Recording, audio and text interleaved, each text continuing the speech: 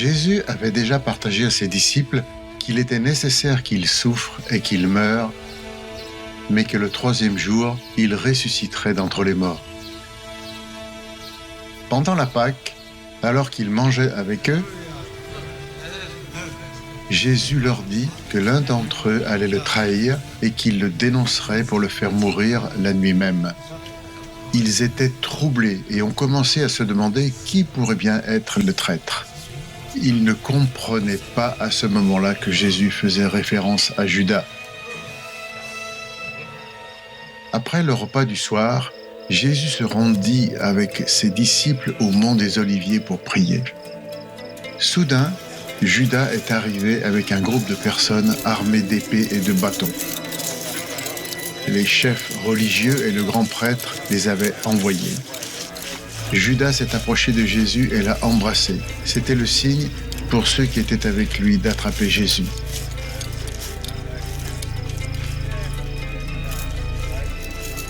Ils ont emmené Jésus chez les chefs religieux pour le juger. Ils ont cherché une accusation qu'ils pourraient utiliser contre lui afin de le condamner à mort. Le grand prêtre s'est tourné vers Jésus et il demanda « Es-tu le Messie, le Fils de Dieu ?» Jésus répondit « Oui, je suis ce que tu dis. » Alors le grand prêtre a commencé à crier et à déchirer ses vêtements, et il s'écria « Il est un blasphémateur, il mérite la mort. » Alors ils ont emmené Jésus devant le gouverneur et l'ont accusé de trahison, d'incitation du peuple contre l'autorité romaine et de prétendre être le roi des Juifs. Comme Jésus ne répondit à aucune de ces questions, le gouverneur le menaça et lui dit « Tu ne veux pas me parler ? Ne sais-tu pas que j'ai le pouvoir de te libérer et le pouvoir de te crucifier ?» Jésus lui répondit « Personne ne peut prendre ma vie, je l'abandonne volontairement. » Le gouverneur n'a pas reconnu Jésus coupable, mais lorsqu'il entendit la foule tapageuse crier « Crucifiez-le, crucifiez-le !» il leur livra Jésus et leur dit « Son sang est entre vos mains. »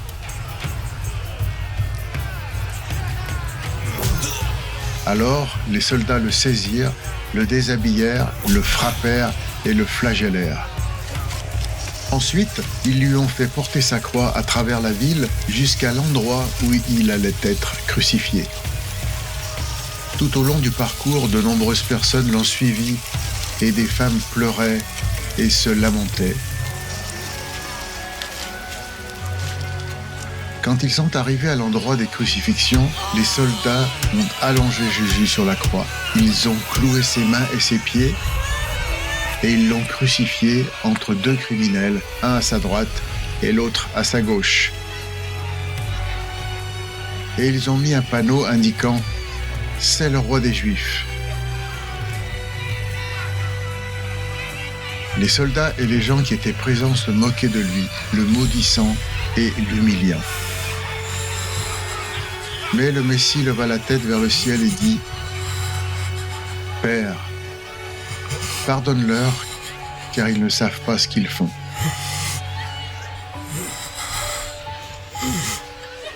L'un des criminels crucifiés avec Jésus a commencé à blasphémer, à maudire et à se moquer de Jésus en disant « N'es-tu pas le Messie ?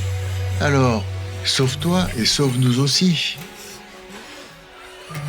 Mais le second criminel cria après le premier et le réprimanda « Ne crains-tu pas Dieu ?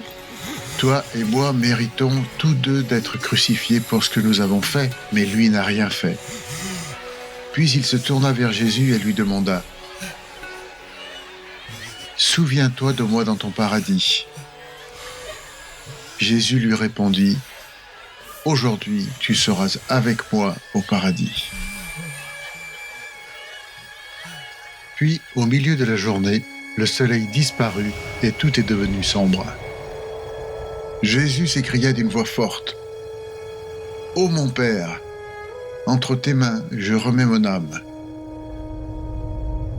Et il mourut.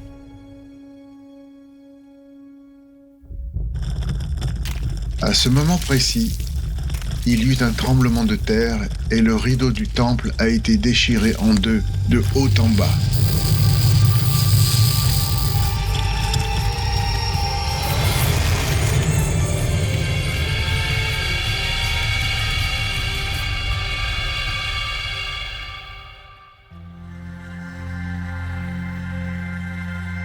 L'une des accusations portées par les Juifs contre Jésus était qu'il avait dit de lui-même qu'il était le Fils de Dieu.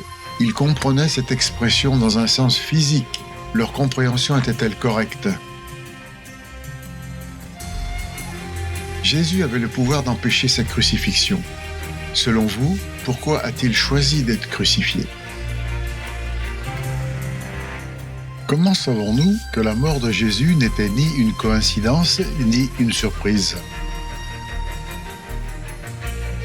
Comment Jésus a-t-il pu promettre aux criminels qu'il serait avec lui au paradis, alors qu'il n'avait même pas eu le temps de faire de bonnes actions ou de mener une vie qui plairait à Dieu?